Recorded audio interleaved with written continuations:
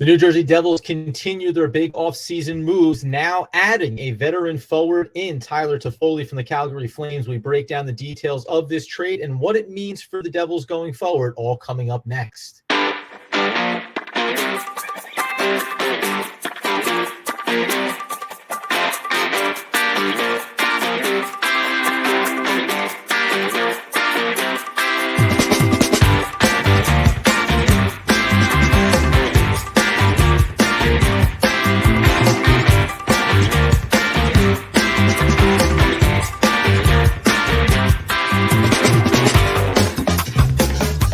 Yes, sir. It is the Devil's Puck Luck podcast where, of course, I am one of your hosts, not both, but at least one of your hosts in Adam Armbrecht, covering the Brooklyn Nets and Locked On Nets podcast, following what has been a very exciting time of year in the NBA with the draft coverage going on and rated free agency. Wouldn't you know it? The NHL parallels that timeline. Obviously, the draft coming up tomorrow night, free agency, trades, everything is happening right now. And ironically, Danny and I got together. We recorded an episode of the podcast. We talked about the offseason. We talked about post-Stanley Cup power rankings in the NHL. We talked about Eric Hulla and his contract extension and the potential of exactly this player. Unfortunately, Danny does not get to take the victory lap on calling for this exact possibility here as we switch ourselves over to a quality microphone so you can hear the sultry sounds of my voice. Doing it on the fly, my friends. Welcome in, everybody, if you're joining us live.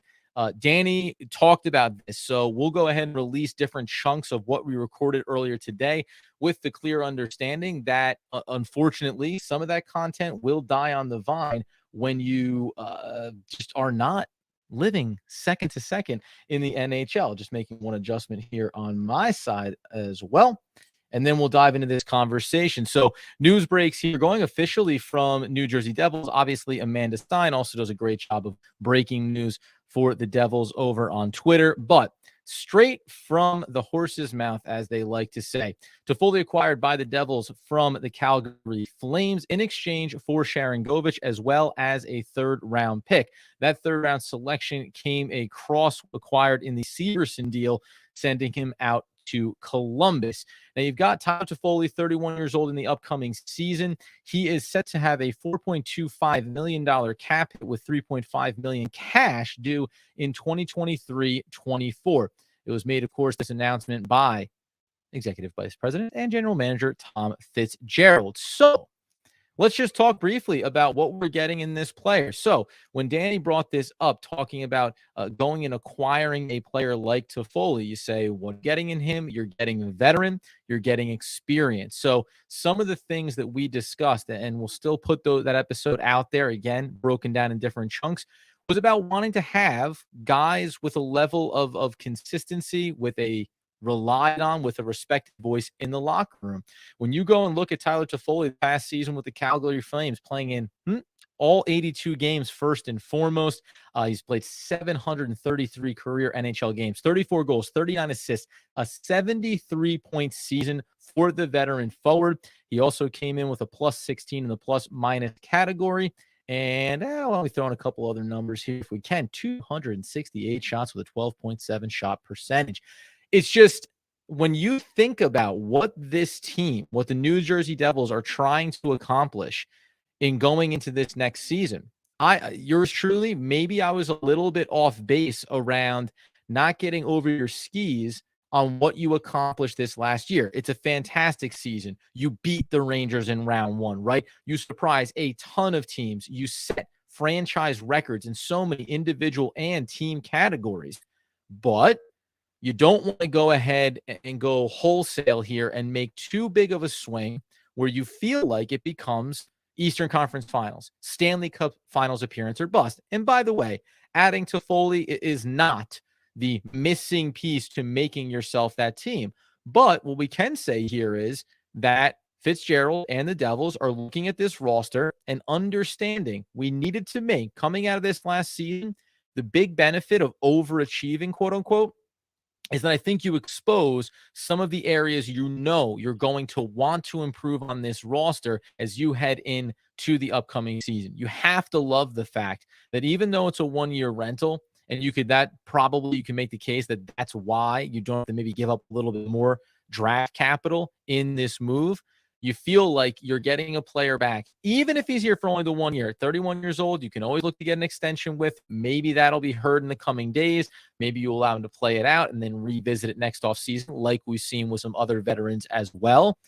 But you're just bringing in consistency, and you're bringing in an offensive player that hopefully helps to alleviate and balance out some of what you want. Remember, go back to the trade for Timo Meier in season for the New Jersey Devils. We talked about kind of the both and with bringing in a player like that. Yes, there's the offensive prowess, the offensive side of his game that you want him to bring. And you also wanted him to bring a physicality. You wanted him to take some of those big hits off of the shoulders and the small frame of Jack Hughes. And by the way, he did that. Timo Meier took on the physical challenge throughout the Rangers series. And frankly, it may have cost him going into that Carolina Hurricane series where the guy gave everything that he had and really took a beating there. So you want to continue to bring in more weapons, more offensive firepower so that the team has to be respected at every single point of attack here. This to me is a balancing move for the offensive side of the puck here.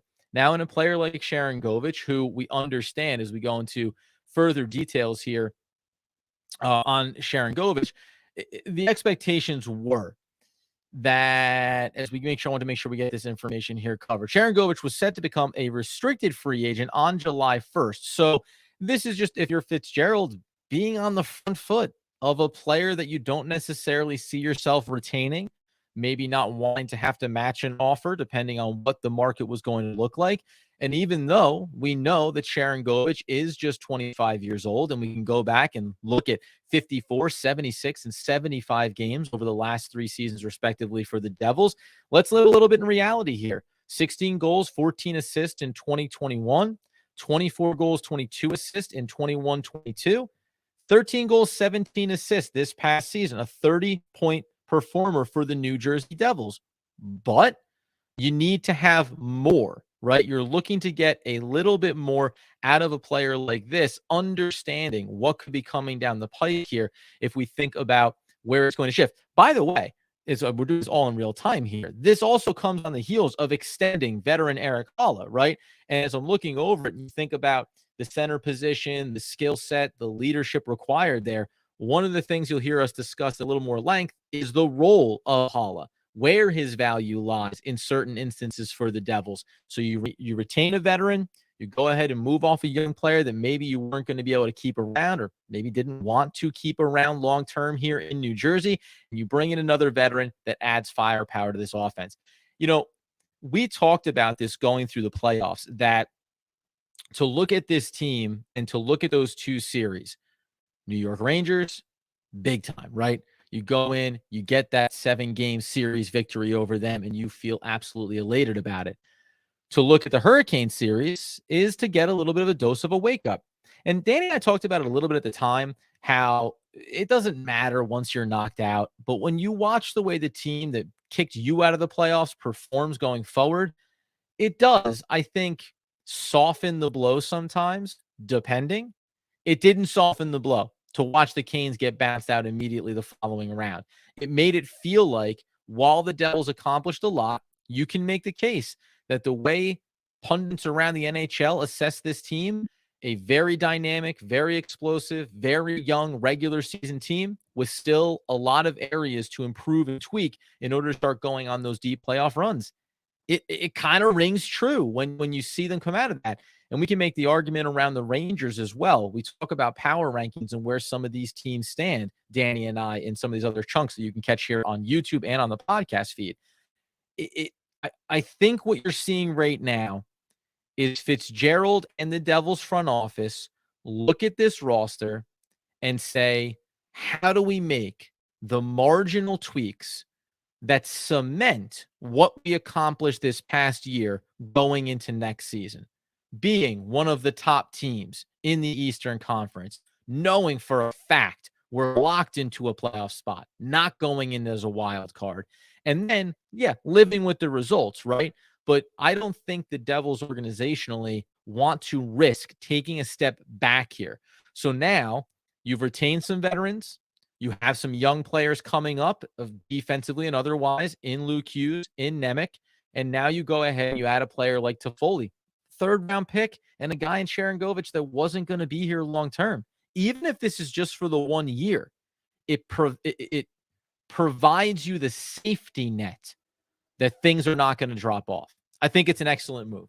We're rounding in all this information kind of as it unfolds here, but I want to make sure, just that pure elation and excitement for this move, that I got on and tried to have this conversation. Now, we talk about some other things just in terms of Toffoli. You go and look back over his entire career, came in the league in 2012, 2013 with the Kings, spent the bulk of his career there, but then starting in 1920, in-season trade, Vancouver.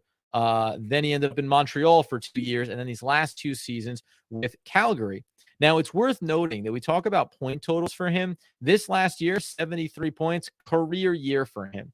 You'd have to go all the way back. So 2021, the 2021 season, 44 points playing with Montreal. That's a solid year on 28 goals and 16 assists.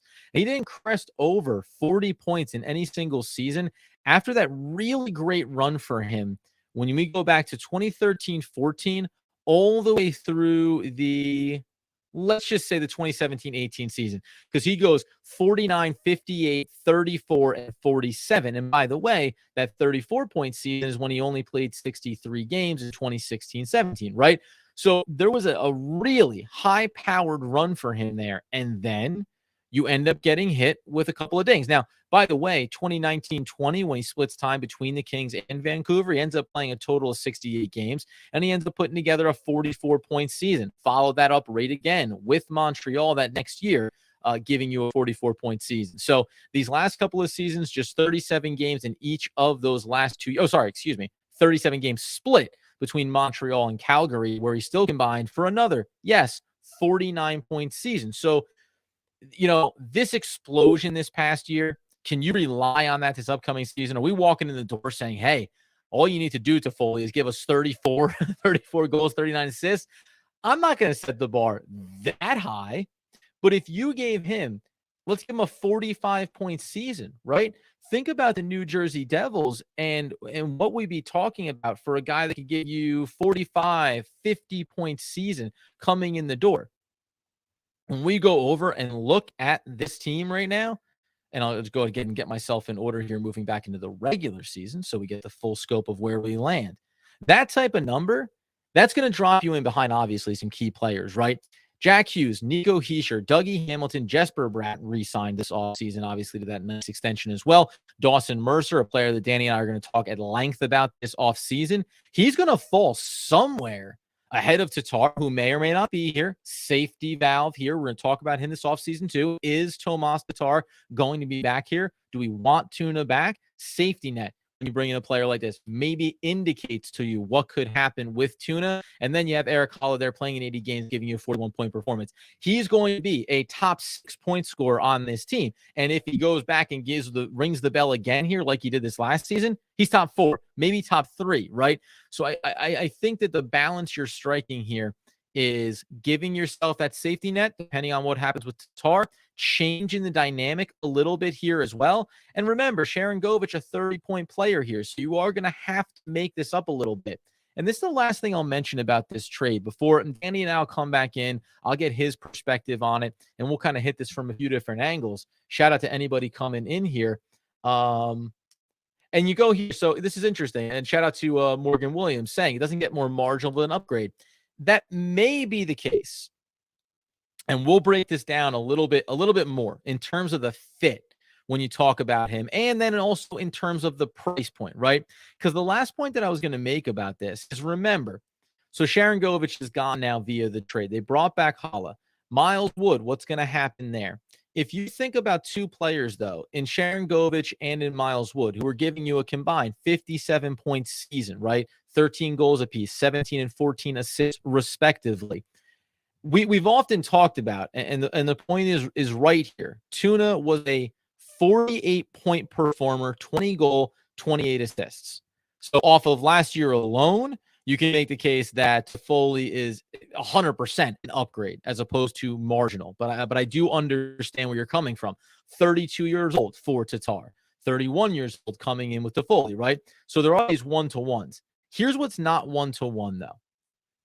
Over his entire career, Tuna had a 58-point season in 18-19, a 61-point season in 19-20. You can go all the way back to the early days with the Detroit Red Wings, 14-15, all the way through 16-17. So 3 seasons where he had 56, 45, and 46 points.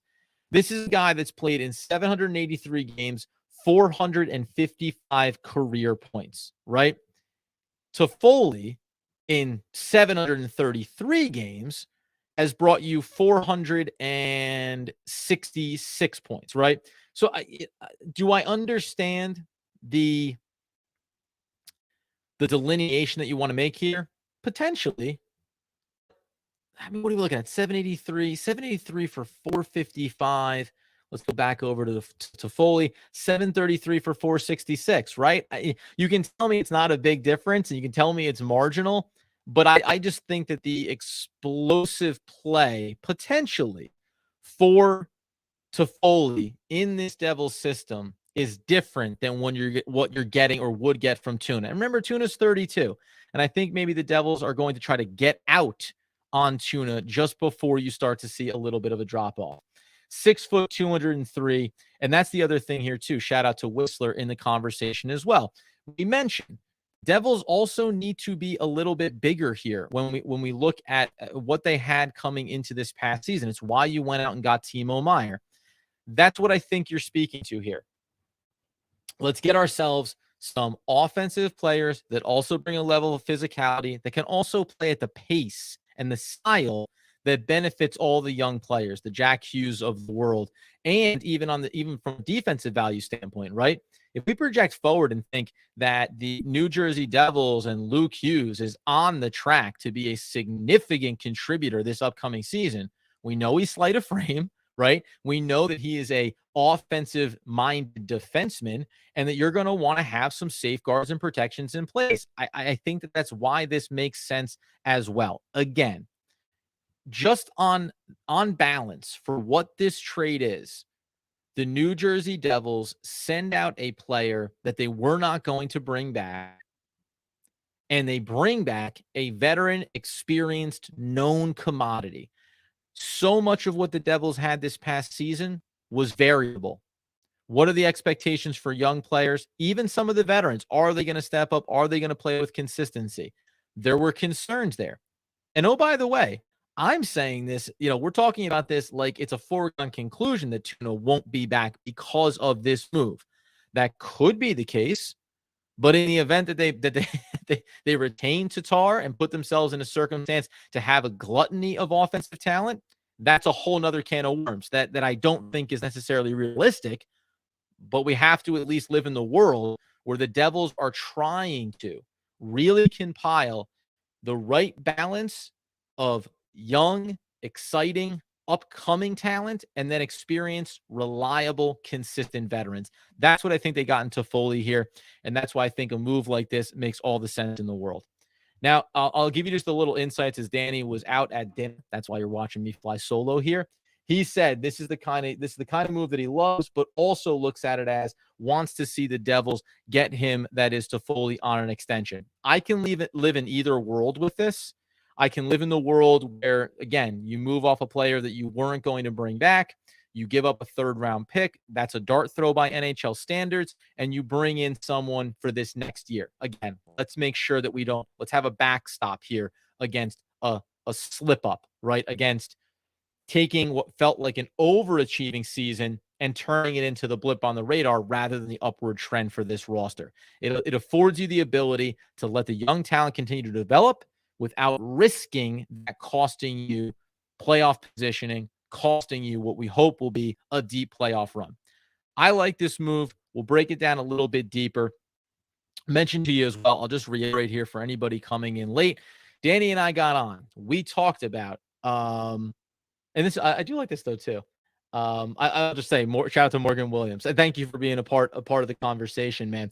In addition to saying it doesn't get much more marginal, both have around 700 games, as you said, both played and have about 450 points, Toffoli maybe 3 to 5% better. Listen, maybe that is the case. Like, I don't know what the percentage is that he's better, but we agree he's better, right? So, if you tell me that I have X in my hand and Y is going to be marginally better, well, that's marginally critical for the New Jersey Devils and a team that wants to continue to improve, right? So not everything needs to be a home run hit. It doesn't need to be going out and getting one of the top 5 players in the league, goaltender or otherwise, and saying, now we go from being a second round or trying to go towards the conference finals playoff team to being a Stanley Cup lock, because then the expectations rise, and we talk about that. So again, I think it's a good move. I think it's a smart move. Danny and I will break this one down a little bit more. And then again, I know I'm going circular here a little bit. As a reminder, following this live here, if anybody you know is looking for this information, tell them to go get it on the podcast feed. But then also later tonight and into tomorrow, you're going to get clips talking about the post-Stanley Cup power ranking, where the New Jersey Devils were. We talk about Timo Meier in that mix and how that impacts where they stand. We won't have this reference point of Toffoli being a part of this, but we'll factor that in going forward. Nice conversation around where some of the other teams around the league stand, and if the Devils are kind of getting put up onto one of those upper echelon pedestals that just concern you about where expectations rise. Fitzgerald seems to be taking that into account with the offseason moves that he's making. We highlight the Eric Holla comeback, holla, as we always like to do, and why that mattered for this team going forward, why the contract at $9.45 million is right where you want it to be. So far, as we have the draft coming up tomorrow night, and we'll break down who the Devils take, although no first-round selections, obviously, sending that one out in season. And we'll go ahead and just a Whistler here as I'll reiterate this. Yeah, so go check all that stuff out. It's all across the platform on YouTube and on the podcast feed. And go check out at Adam Armbrecht over on Twitter. Check out Danny the Face. He is very timely with trying to get those responses. And then NJ Devils PL. I got to make sure. You'll search us. Devils Puck Luck on Twitter as well. Follow us there. Just for Whistler and anybody else that came in late. Official announcement coming through off of the New Jersey Devils website. They announced today the team has acquired Tyler Toffoli in a trade with the Calgary Flames in exchange for forward Sharangovich and a third-round pick in the 2023 NHL draft. The pick was acquired in the Steverson trade to Columbus. Originally, Calgary's selection acquired by Columbus via Seattle, 80th selection overall. So just to go ahead and bring it full circle, Calgary gets back their own pick that once upon a time went out to the Kraken. So they do get it back here in the end to Calgary. So that is the official trade, third-round pick and Sharangovich in exchange for Tyler Toffoli, veteran forward from the Flames and a number of other places, as he's been a bit of a journeyman throughout his career after an early stint. We go back to talking about an early stint with the LA Kings. Since then, since 2019-20, Toffoli has never spent more than 2 seasons on any given team, and he will now be coming into 2023-24 on his 5th team since the 2019-2020 season. So he's a journeyman, but he's also a player that gives you some tremendous value. And when we talk about, let me go ahead and throw in one more stat here. Wow, I would have been really disappointed in myself if I did not get this going in the door. Face-off win percentage for Toffoli. Guess what? Over the last 4 seasons, we'll go ahead and highlight the good and the bad here, or at least what wouldn't be considered to be the dynamic number. 2020 and 2021 with Montreal, just a 38% win percentage on faceoff. These last 2 seasons, nearly 62%, and then 58% this last year with the Calgary Flames. We know the Devils have quality faceoff players, including Holla brought back, and you now bring in another veteran who can go ahead and fill that role when called upon. We know how valuable those can be, especially if we're thinking big picture here and the power play and how the Devils want to operate and what those lines will look like, and playing shorthanded and trying to have penalty kills and just having bodies that can go into that center circle and more often than not win you a faceoff. let's go ahead and I'll pop up here the conversation. This is the other thing we get to do here. We haven't done a lot of these lives. So by supporting these and getting involved in them, it inspires us to do more, especially when there's breaking news like this. It is still an upgrade. Personally, I would have preferred the team use that spot/cap towards Bertuzzi, towards Wilson. Yeah. And again, let's just remember that it's only, as we say, we're talking about a 4.25 cap hit with 3.5 million cash due in 23-24. Depending on what happens going forward here with a Tomas Tatar and with other moves the Devils may make, this doesn't preclude them from going and making another move. Again, I think this is both an upside move and also a veteran. Let's make sure we maintain the status quo for our team going forward. So I agree with you. If we find ourselves in a spot where we look back and say going and getting Tyler Toffoli meant we couldn't even have a discussion on player X, any of the guys that you're listing here, of course. But I don't think that's the case, at least in this moment. I just think this is a really smart move. I think it's a proactive move when we talk about Sharangovich and where he was going to be headed. And hopefully it leads to the next big move here for the New Jersey Devils. That being the case, my friends, out of nowhere, coming in, hard swinging on YouTube live again, at Adam Arbrecht, at Danny the Face on Twitter, Devil's Puck Luck Podcast. Thank you guys, really. Genuinely, I do this over for Locked On Nets, and we have a massive following there, and we've been working really hard to continue to build and grow that audience. That's what we want to accomplish over here, and it's why we're really excited when we come in and we do lives like this, and we do our weekly episodes, and we try to have as balanced and fun and interesting conversations around this team. We really appreciate the support you guys bring. So continue to do that. We'll continue to bring the content. We'll be back again over the next 24 to 36 hours with all those great discussions I mentioned. Then we'll also break down what happens in the NHL draft. Even if it's not the most exciting from a Devils perspective, we will get informed around some of the other teams that the Devils are going to have to take out as they work their way through those Eastern Conference playoffs. Who make improvements here? What other trades go down league-wide? We'll break all that down in the days and weeks ahead. It's a very, very, very exciting time for the NHL and, of course, for the New Jersey Devils. Until next time, though, as we say right now in this moment, I guess it is, welcome in Tyler Toffoli. I'm getting kind of those Beverly Hills Cop kind of vibes.